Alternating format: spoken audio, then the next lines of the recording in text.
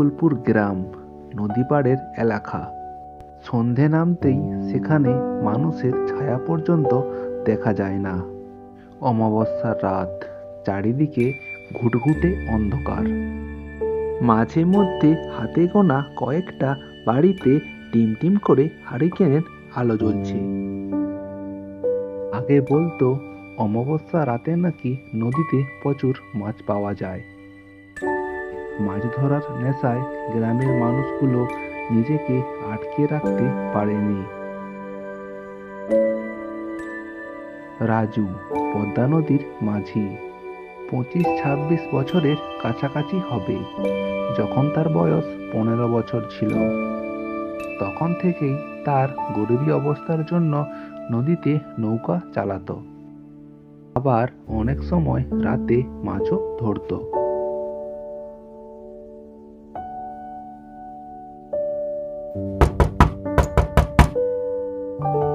সুখেন কাকা, ও সুখেন কাকা, কি গো, কি হলো তোমার?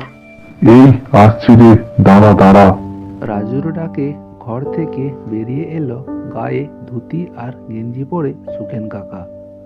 সম্পর্কে সুখেন কাকা হলেও তাদের দুজনের মধ্যে ভারী বন্ধুত্ব ভাব।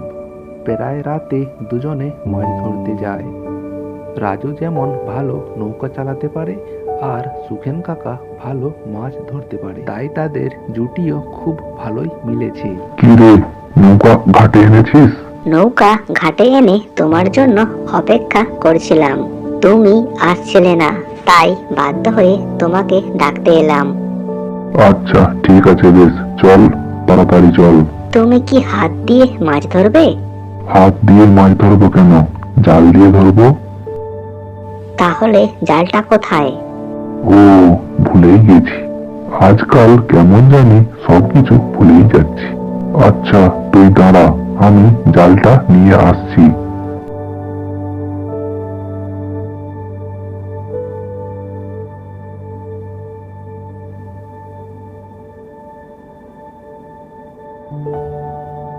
চল এখন যাওয়া যাক।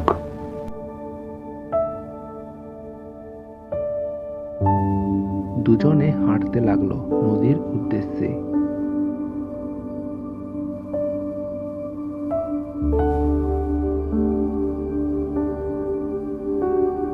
হাঁটতে হাঁটতে তারা এক সময় নদীর কাছে চলে আসলো।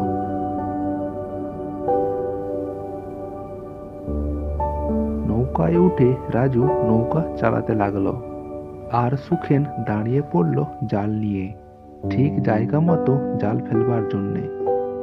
গরমের মধ্যে নদীতে শিরশিরিয়ে হাওয়া বইছে, পরিবেশটা বেশ শান্ত। এমন পরিবেশে মাছ ধরতে তাদের বেশ ভালোই লাগছিল। মাছ ধরতে ধরতে তারা বেশ অনেকটা সময় পার করে ফেলেছে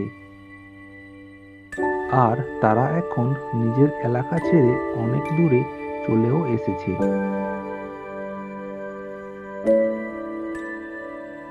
রাজু নৌকা চালাচ্ছিল আর সুখেন আপন মনে মাছ ধরছিল।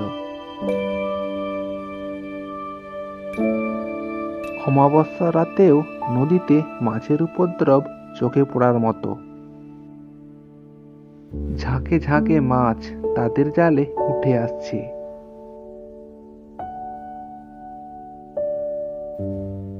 হঠাৎ বাতাস থেমে গিয়ে আকাশটা ঘন কালো মেঘে ঢেকে গেল। বাতাস থেমে যাওয়া মানেই ভয়ঙ্কর কিছু ঘটনা ঘটতে চলেছে। এমনিতে অমাবস্যার রাত, বেশ অন্ধকার, তার উপরে কালো মেঘ যেন অন্ধকারকে আরো অন্ধকারে পরিণত করে তুলেছে। এমন সময় যদি নদীর মাঝখানে দুর্ঘটনা হয়, তাহলে দুজনেরই প্রাণের ভয়। কাকা, ও কাকা, আকাশটা যেন ভালো দেখছি না। মনে হয় বাড়ি ফিরে যাওয়াই উত্তম। কি বলো? ঠিক বলছিস রে, চ বাড়ি ফিরে যাই। নৌকা বাড়ির দিকে কর, আমি আর দু একবার নদীতে জাল ফেলে দেখি। মুখের কথা শেষ হতে না হতেই ছোট ছোট ফোঁটায় বৃষ্টি শুরু হয়ে গেল, যেন কোনো সময় বৃষ্টি বা ঝড় হতে পারে। এমন সময় সুখেন রাজুকে বলল,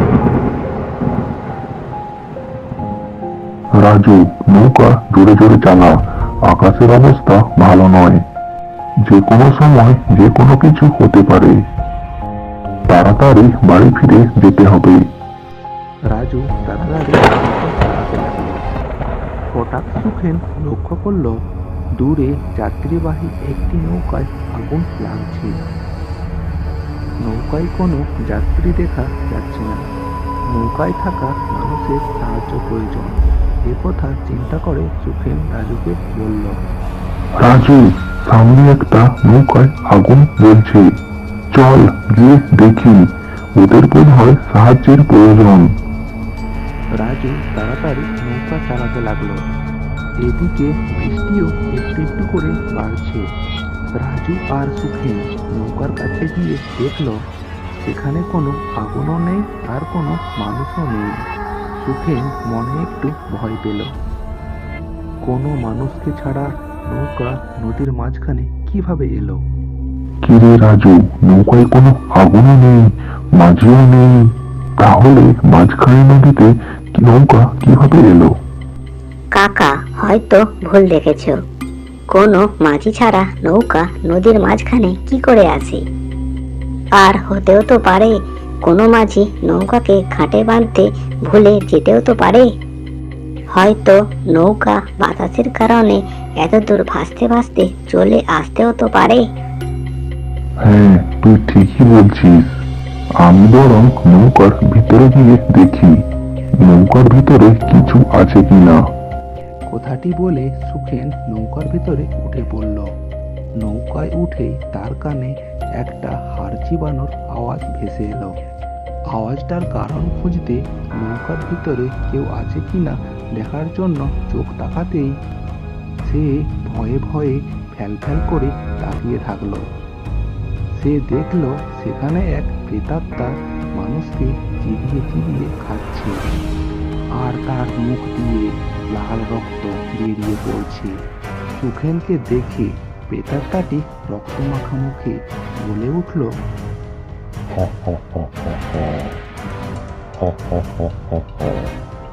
সুখেন এমন দৃশ্য দেখে সে নিজেকে ঠিক রাখতে পারল না, আর সে চিৎকার করে উঠল, বাঁচাও, বাঁচাও, বাঁচাও।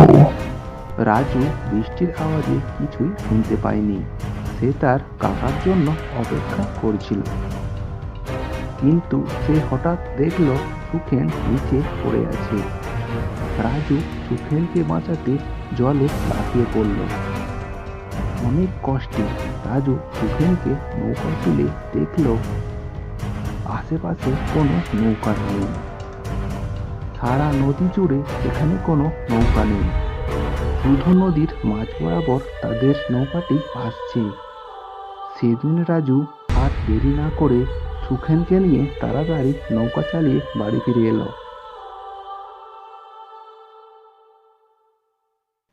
বাড়িতে গিয়ে সুখেনের খুব জ্বর। একটানা 7 দিন বিছানা ছেড়ে উঠতেই পারেনি জ্বরের জন্য। এর মধ্যে রাজু তার কাকাকে অনেকবার জিজ্ঞেস করলো সে সেদিন নৌকায় কি দেখেছিল, কিন্তু সুখেন কিছুই বলেনি, রাজু ভয় পাবে বলে। এরপর থেকে তারা আর মাঝরাতে মাছ ধরতে বের হয়নি।